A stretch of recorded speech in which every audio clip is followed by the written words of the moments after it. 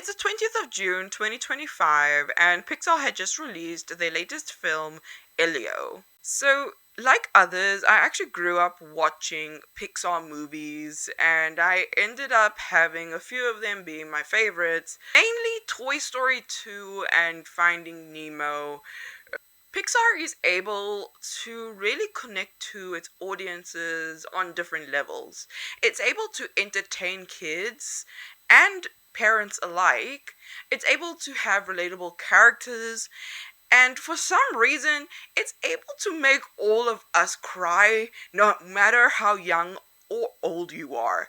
How they're able to do that, I have no idea.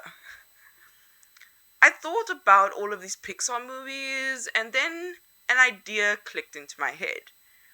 What if I gave short reviews on each and every single Pixar movie, starting off with Toy Story and finishing off with Elio, talking about what each movie is about, if there's any standout characters, the different things that I like about the movie, and of course, an overall rating out of 10, and then compiling it all in one long video. Just a few things to note. I'm not actually able to watch all 29 movies in one day. What I'm going to try and do is just watch one or two Pixar films a day and then come here to film each one and just give my raw thoughts on each of them. I also have to note that I'm not going to be watching the miniseries or the Pixar shorts, just the feature films. So basically from Toy Story to Elio. But before we get into the nitty gritty, I just want to introduce or reintroduce myself.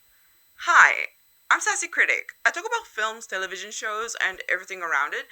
So if that's your thing, hop on for the ride. And what a ride it is, because today we are going to be diving into every single Pixar feature film, starting off with Toy Story to Elio. If you are someone that likes long film discussions, short reviews, and even trailer reactions, you should actually subscribe, as this is the channel for you.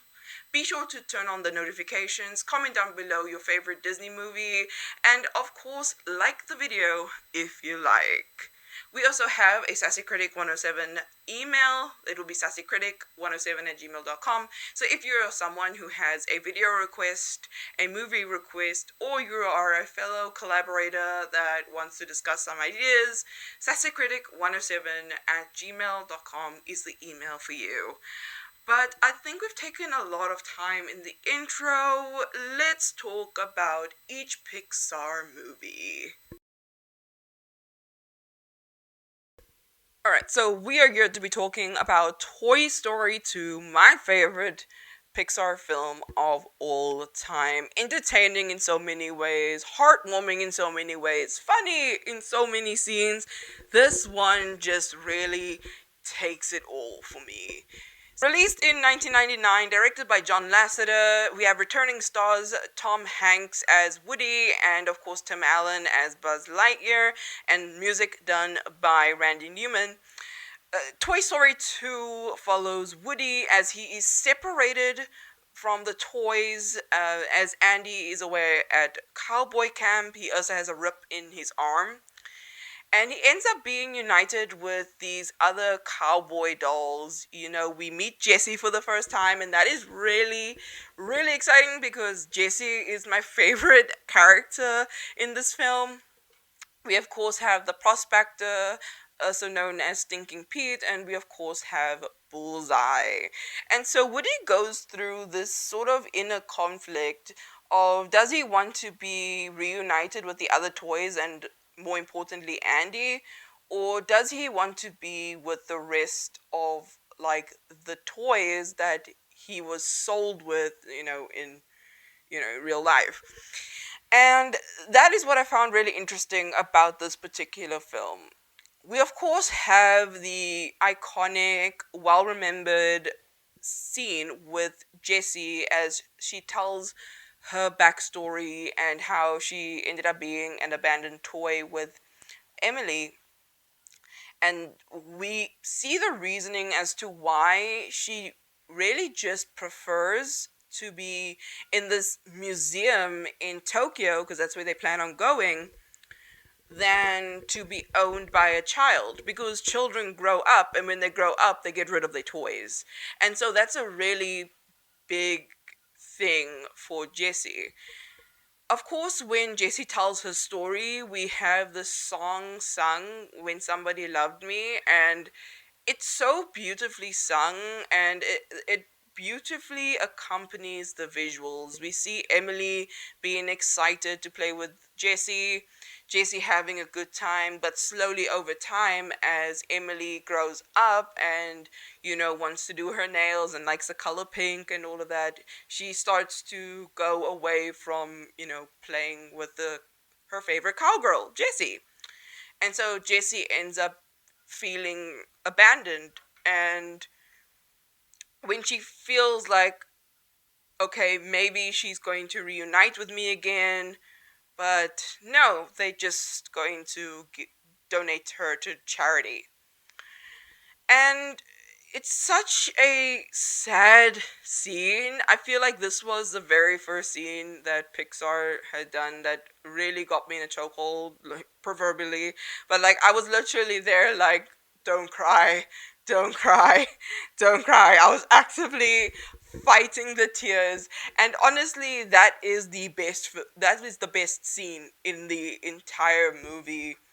And you really get to see the sadness in Jesse's face. Um, when it came to Woody and Jesse's dynamic in the beginning, because they both want two different things. Jesse just wants to go to a museum to be beloved by children for generations after generation after generation. But Woody, his heart is with Andy. He feels like he needs to be reunited with his owner, and most importantly, his best friend Andy. And so when you see that polarizing, I guess, perspectives, you can understand both of them. Like, for me personally, I was so heartbroken for Jesse. I was just like, this is so sad, and honestly, like, if I was a child watching this, I'd be like, nope, I gotta keep my toys forever. But for Woody, I just felt like, oh my gosh, he needs to be reunited with Andy. There is a point in the movie where he does change his mind when Jesse sort of convinces him that eventually Andy is going to grow up. And it's not even Jesse who fully convinces him, it's actually the prospector, because the prospector is like, do you think that he's going to take you to graduation, to college, which I guess is a foreshadow to the third film. And that's when Woody sort of embraces the fact that, okay, maybe he should go to Japan. But before that could even happen, we have Buzz Lightyear, and it's not even the original Buzz Lightyear; it's another Buzz Lightyear, and the rest of the toys coming to rescue him. And it's at that point where we have Woody convincing Bullseye and Jesse to go and join Andy. I do have to say, the one note that I do have for this film is that when Andy goes home and he finds Bullseye and Jesse on his bed, he's just like, "Oh, thanks, Mom," and he just plays with it and plays with them, which is so exciting to see. But also at the same time, I was like, don't you want to go downstairs to your mom and double check that is your toys? But anyway, it's really good. I love this movie. I rated the first film a 7.5 out of 10. Toy Story 2 is easily a 9.